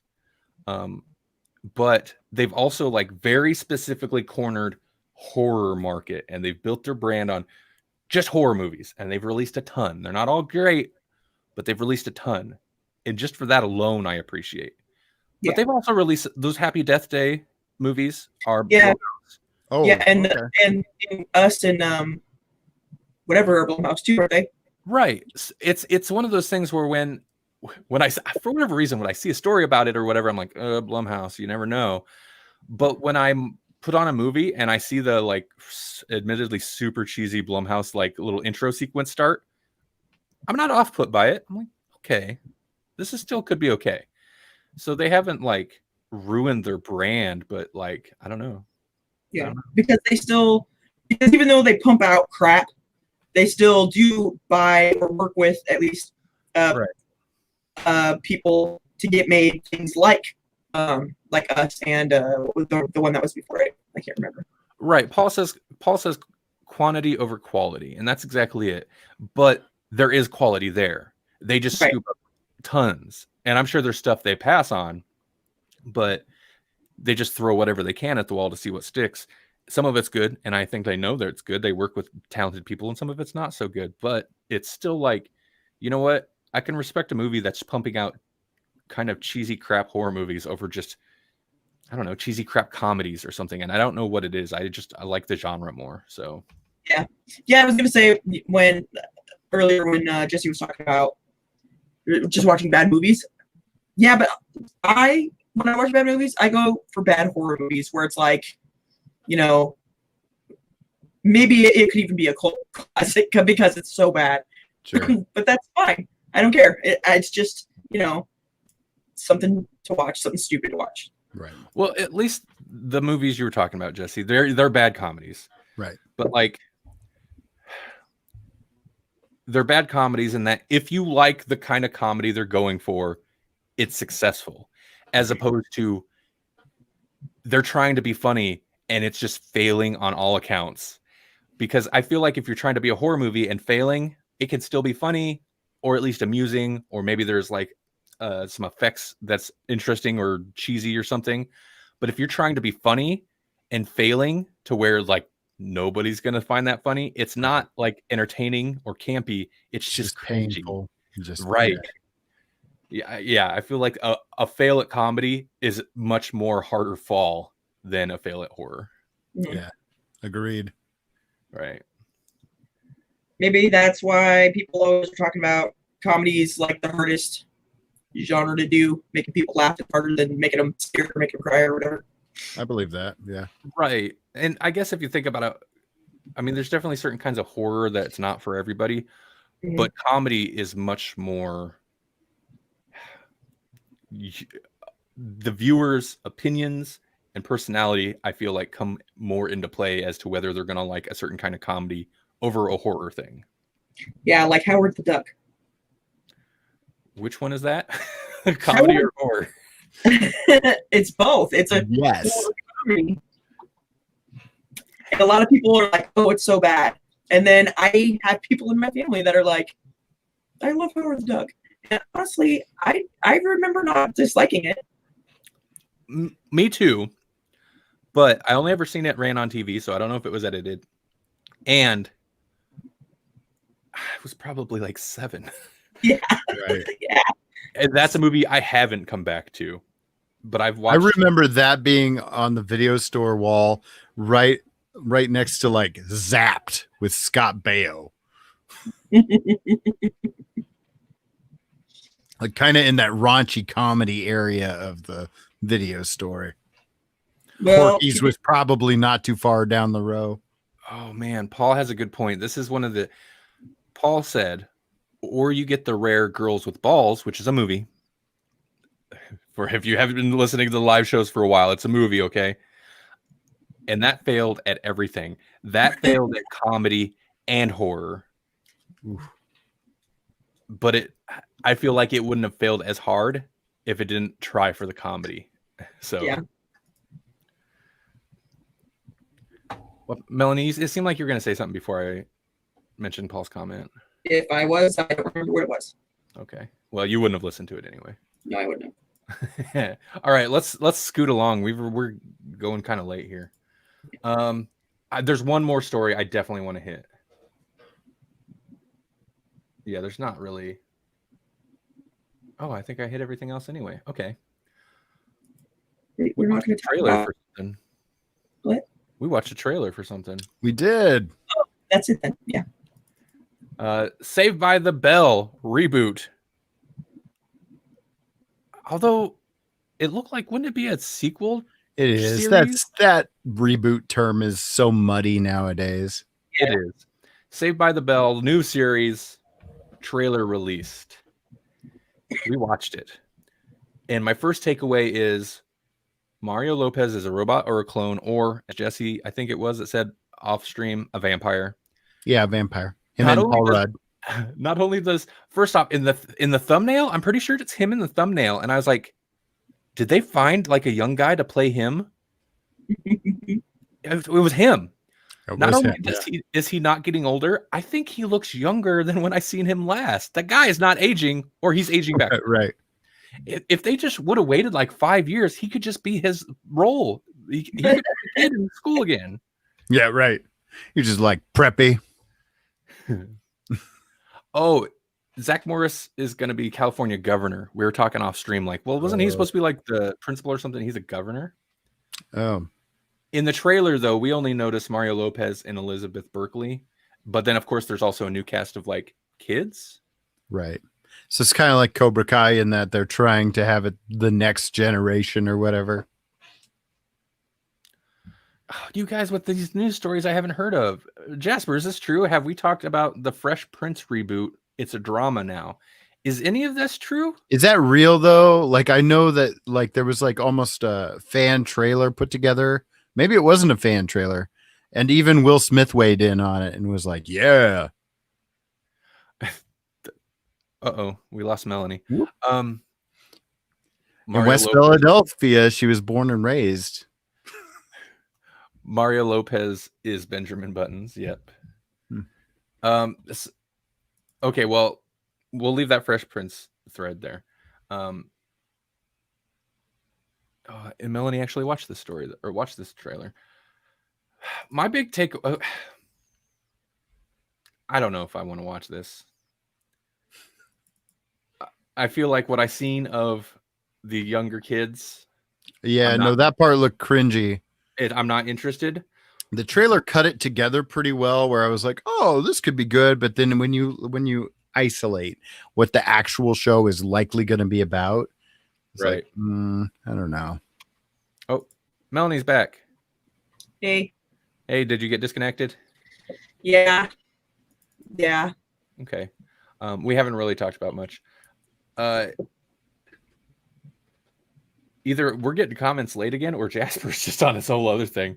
But seriously, horror movies are just for me. Oh, okay. Yeah, I know, Jasper. You don't like horror movies. You're weird. That's why we did a whole season of horror movies that you were there for part of. Should have said that. Oh. It's so funny that the horror season, like, and I get it. No, so Jasper was gone for not a lot of, maybe half of last season. It's not his, it's just the way it played out. But it is so funny that it's like, yep, no, he doesn't like horror movies. And that season he wanted to do horror movies. It's all right, man. I don't need an excuse to talk about horror movies. I love it. So I had fun last season. My big takeaway from this trailer was like the kind of, I mean, there's definitely some meta comedy going on in there, but the almost cartoony, ridiculous, I mean, things. yeah, like there's the comment about like the Kardashians or whatever, like they reference that. Like, that is not. How long is this going to take? I've got to meet with the Kardashians. It was like, oh, are you meeting with Rob? Shut up. He's a Kardashian. He's part of the family. I don't even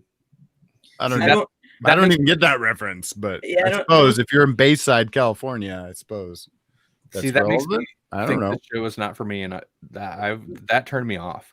But like, I did appreciate something about, and it's so base, but something about like, does it seem like the seniors are just, the older kids are way older than they should be, and then it shows like an old gray-haired guy in like, you know, not kid, but like teenager clothes over there, and then this one obviously like older middle-aged lady comes up and is like, hey guys, blah blah blah blah blah blah, like she's a teenager, and somebody's like, no, what are you talking about? I don't know what you mean. Yeah. I appreciate that falls into like live action cartoon territory in my mind, right? It's almost like referencing the skit from SNL. Was that a base, or no, that wasn't even SNL. That was like, what was it with the, you know, hey fellow kids or whatever? Yeah, Steve Buscemi, or right, whatever, however you say his name. I thought I knew how to say it, and then it changed. I also liked the maybe you guys already talked about it, but the reference to old episodes. Yeah. Paul mentioned like the caffeine pills joke. Yeah, way over the top. Well, yeah, I didn't mind that though. Yeah, it was way over the top. Yeah, and I feel like you knew that if they didn't mention that, they would have missed an opportunity. Somebody would have been like, but mention it. So they're just ripping the Band-Aid off that one. Yeah.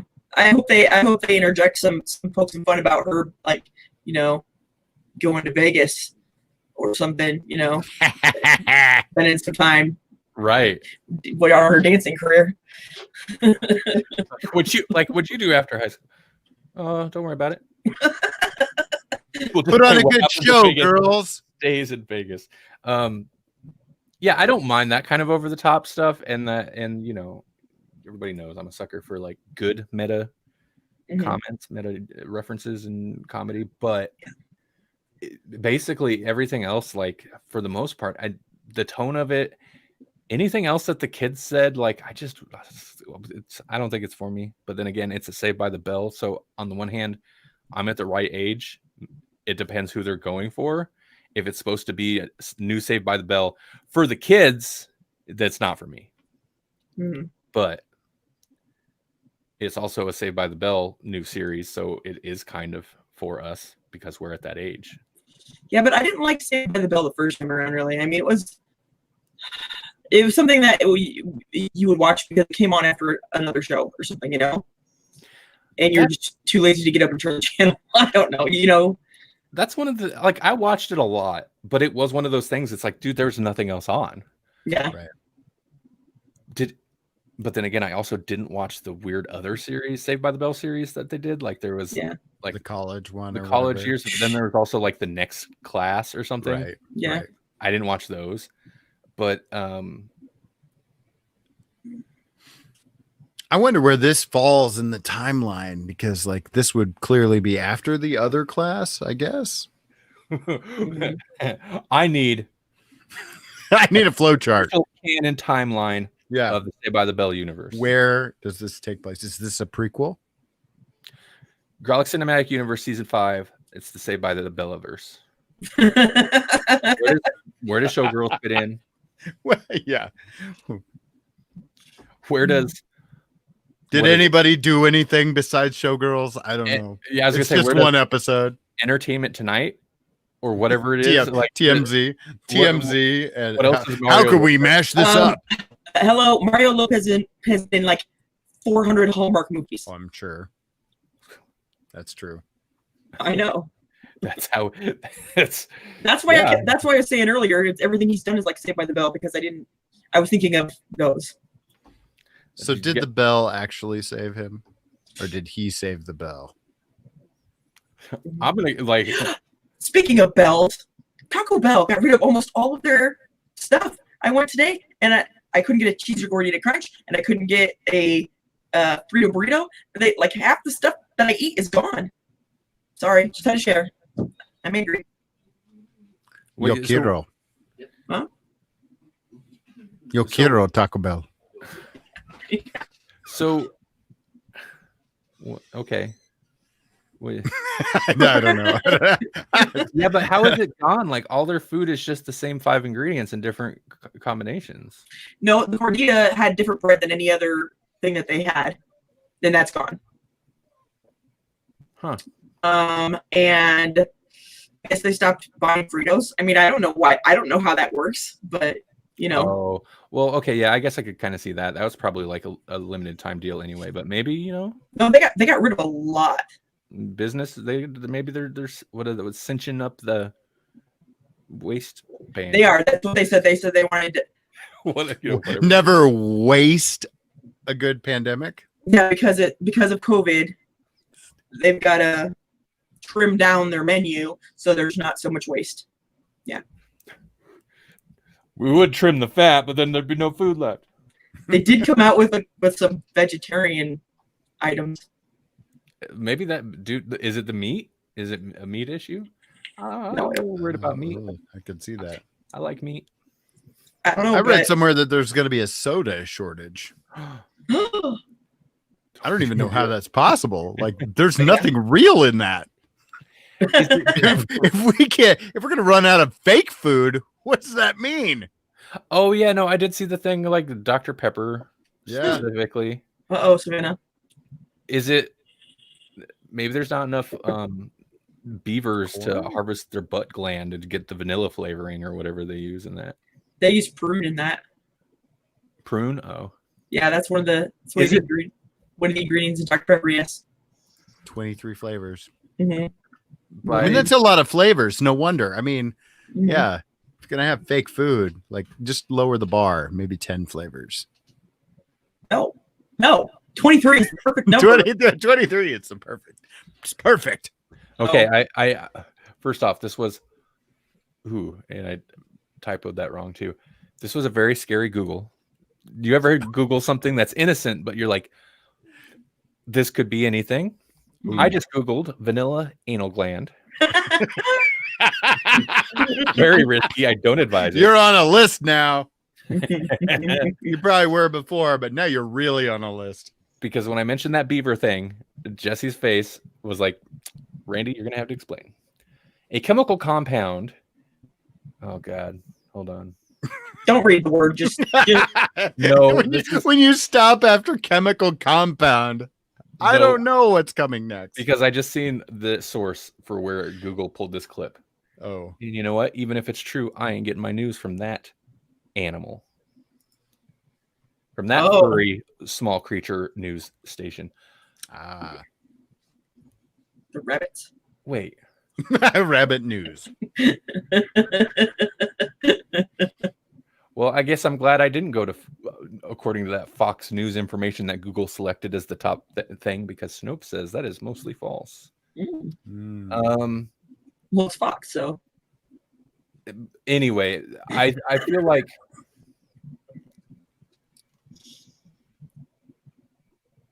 maybe the falseness is that like it's not really from that much. Here's what Fox had said. A chemical compound used in vanilla flavored foods and scents comes from the butt of a beaver. Why? There are beans. There are vanilla beans. Castoreum comes from the beaver's castor sacs located between the pelvis and base of the tail. Due to its proximity to the anal glands, the slimy brown substance is often mixed with gland secretions and urine. That's a weird thing that you feel like, this is why I don't like going. Why? Yeah, like even if there's some truth to that, like why go to that extra little detail? Because they're Fox. Like I'm sure the cows crap on themselves when we kill them for hamburger too, but you know, it's not what we're. Oh yeah, right. Yeah, but anyway. it's actually they use beaver anal gland juice, whatever, for vanilla and for raspberry flavorings. Okay, so Those are both real things. Use the real thing. use the real. Why would I go pick berries when I can just grab a beaver and milk it? Because there's more berries. Oh, by the way, Dana, if you're still Milk listening, diet is over. by the way, Dana, if you're still listening, I didn't notice you chime in. Hi, what's going on, man? So Snopes, they said it is whatever claim was mostly false. However, mostly leaves a sliver in there. And castoreum or whatever it's some called. beavers are truly fearing for their anal glands. I guess. It does still have a significant market even today, but almost exclusively for use by the perfume industry, not the food industry. So they switched on. And that's only because they don't have enough whale vomit. So now they have to start. What even is this show anymore? This is what you eat. Well, did now you know. I know you watched last episode. Did you? Melanie's freaking. What were you amazed by for last week? That's right. That's true. Wait, what was it? I can't remember. Don't worry about it. Okay. It was gross It was gross to me. Okay, I'm sorry. No, it's okay. You weren't sorry. I wasn't. No, it's fine. It's fine. And who decided to test if it was edible? Yeah, I mean, it's pretty gross. Yeah.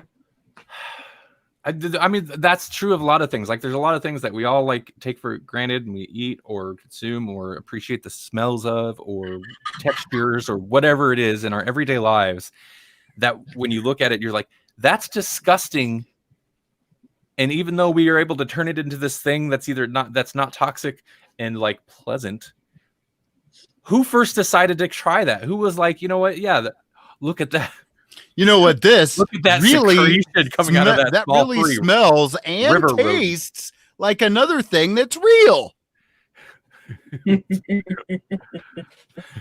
I love vanilla. Oh, where'd you get the vanilla beans? Vanilla beans. It's like the most awful Amazon recommendation. Like, oh, you like vanilla beans? You might also like. Well, even just stuff like cheese. Somebody was hungry. Yeah.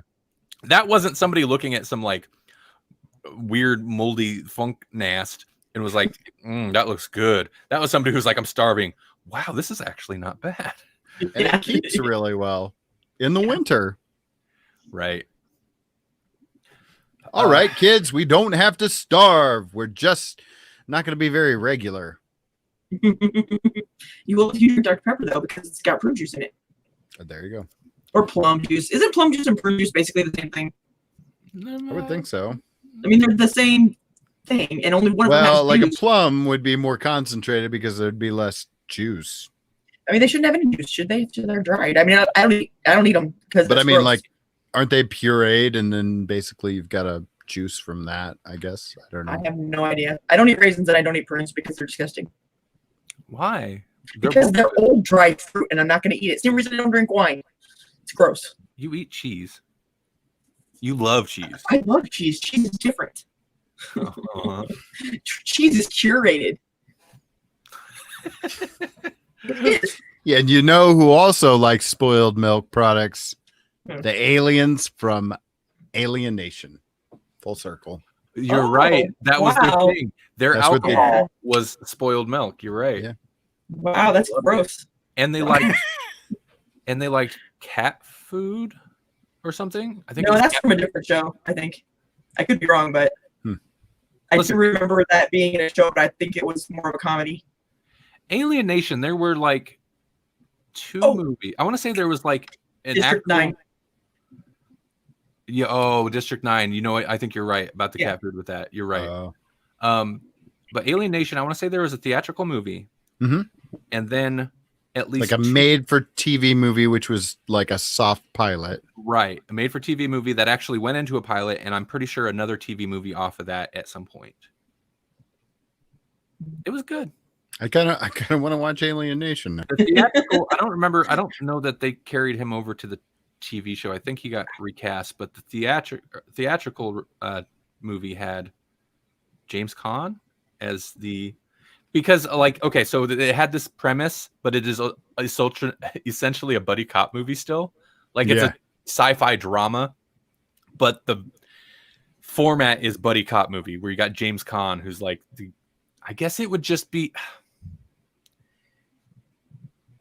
the angry, gruff, slightly racist old white cop, and then the not that, alien. The minority, The minority is the alien, and that's like the vehicle of the movie. Yeah. Right. Yeah. It's like 48 hours. Exactly. And another 48 hours. 48 hours and in Beverly Hills Alien in 48 hours. I think that movie and maybe Coneheads made me want to shave my head and maybe decorate it. I do remember, and there were sexy alien ladies. Oh yeah. Get with, but yeah, they were bald, and that was always like a thing. Mm-hmm. Alien Nation, maybe you know what? I smell an Alien Nation special episode coming up. Just because people need to. That's what the kids want. Hey, if old milk got them drunk, then wouldn't eating cheese just be like shooting heroin? It'd be like rum cake. It'd be like rum cake. That's what it'd be like.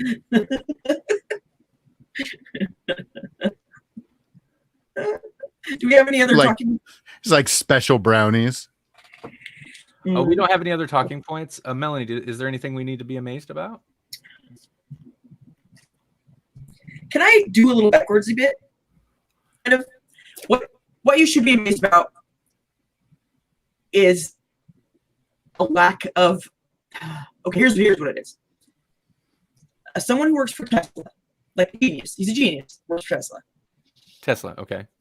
He was paid by a lot of money by some people, and him and a team rented the chocolate chip so it melts more evenly in cookies.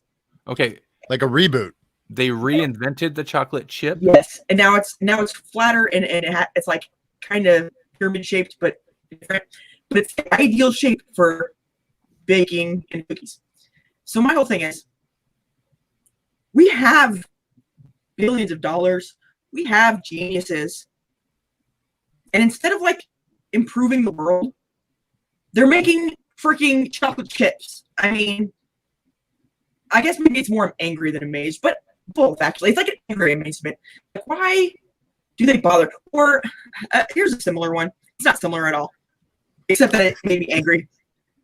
They spent a lot of time and a lot of money making a copy of a mummy's larynx or whatever, so that they could blow through it and go. Ah.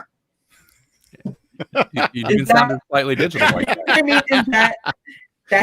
I mean, it's science. It is, and I suppose in a way it's might be helpful.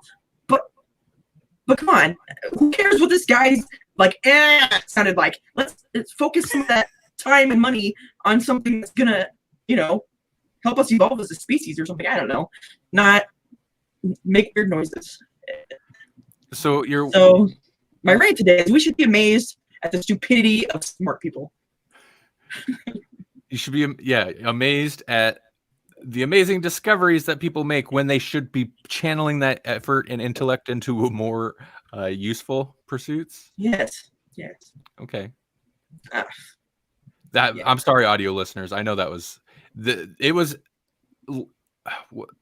comprehensible. That's not a word. Nothing I say is comprehensible. What are you talking about? Blow everybody's minds every time. The audio is going to be a little rough, is all I'm saying. Oh, I'm sorry. No, I could make it out. I mean, it's fine. Speaking of stuff that is of no point and, doesn't really benefit anybody. Alien Nation.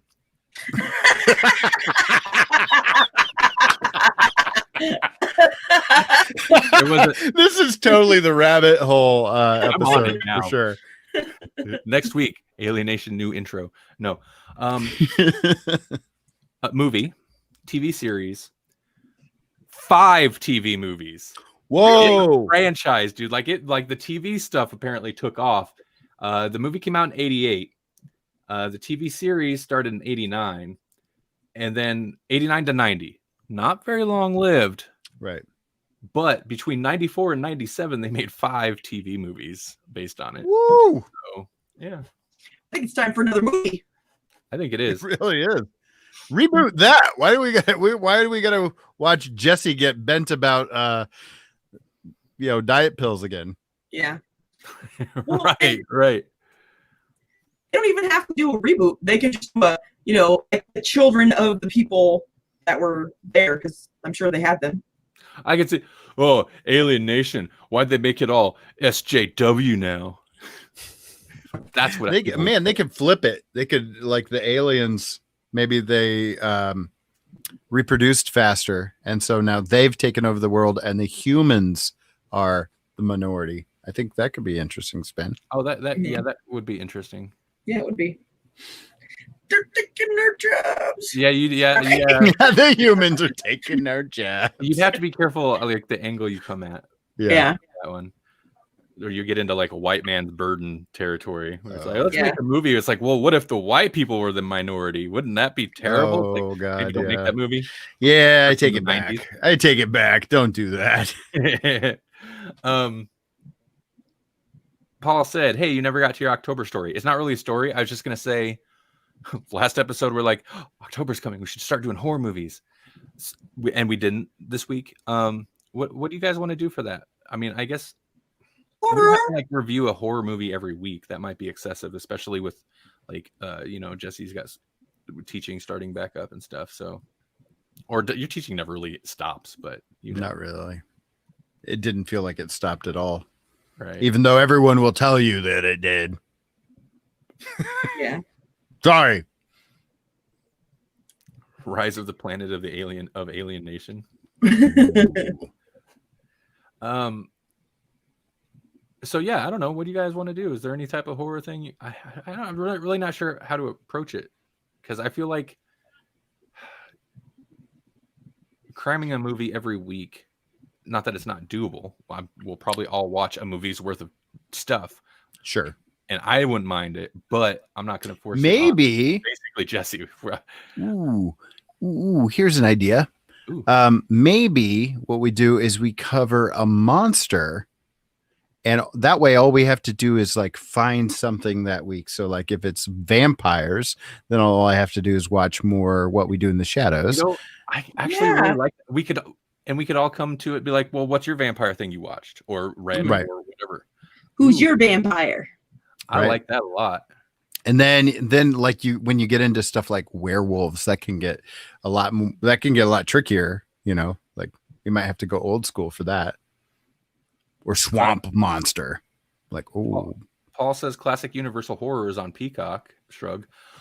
That reminds me, Peacock, Saved by the Bell reboot is on Peacock, or whatever you want to call it. But yeah. That's a great idea. So which monster do we start with? I'm loving that idea. Do we want to start with vampires? It's an easy one. Yeah, let's keep it. Yeah, because they're the coolest. Oh, really? I mean, they're the most saturated for sure. I mean, Vampires, like you can't throw a plastic bat without hitting a vampire show. I'm just saying, I have never had like a pact with anyone to turn me into a zombie or a werewolf, but I have at least 3 people that I'm like, if you become a vampire, you have to turn me into a vampire. I'm in, right? Yeah. I mean, I know they're not real. We aren't vampires by the time we're 40. They're not real. But that's okay. Whoa, different deal. Wrong deal. All right, so listeners. Oh, wait. Oh, she muted herself. Okay. Listeners, viewers now, listeners of the future. No worries.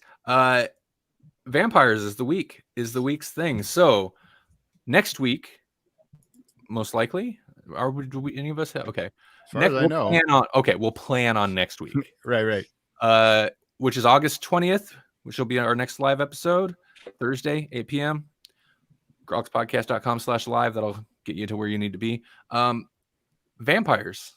we are going to come to the show with a different vampire thing that we consumed. If you want to talk vampires, you want to watch something, or you just want to come and share like your favorite vampire related things, hit us up. Vampire episode. I love it. This monster. Do it. Great Also, idea. spoilers. It's gonna suck. Because fangs.